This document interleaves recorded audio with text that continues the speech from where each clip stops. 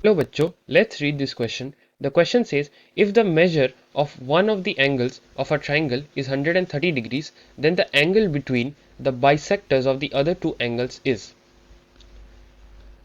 So आइए इस question का एक डायग्राम बना लेते हैं. So हमें ऐसा एक ट्राइंगल गिवन है. Let's take it as A, B, C. और हमें कोई भी एक एंगल मान लेते हैं यहाँ पे एंगल A, इसको 130 हमें गिवन है. हमें फाइंड करना है the bisectors angle between the bisectors.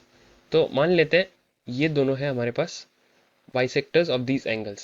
They intersect at a point called as O और OB and OC are the bisectors. तो हमें फाइंड करना है the angle between the bisectors, यानी ये वाला एंगल हमें फाइंड करके देना है. तो सबसे पहले हम इस क्वेश्चन का जो की कंसेप्ट है उसको लिख लेते हैं, that sum of all angles in a triangle is equals to 180 आ जाएगा. सो हम यहाँ से लिख सकते हैं सबसे पहले in triangle A B C, angle A plus angle B plus angle C जो होगी that will be equals to 180. So angle B plus angle C को लिख सकते हैं 180 minus A minus angle A. और हमें एंगल ए की value जो गिवन है क्वेश्चन में दैट इज 130 डिग्रीज.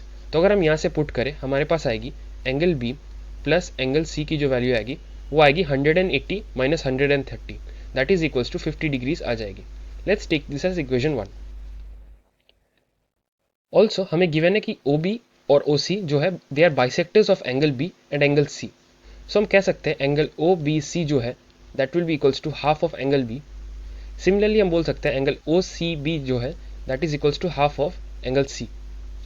सो अगर हम in triangle O B C देख लें, in triangle O B C angle O B C plus angle O C B plus angle B O C की जो value होगी that will be equals to 180 from the की concept.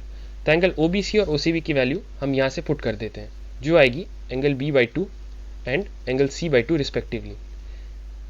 और हमें angle B O C की value find करनी है, तो इसको ऐसे ही रहने देते हैं.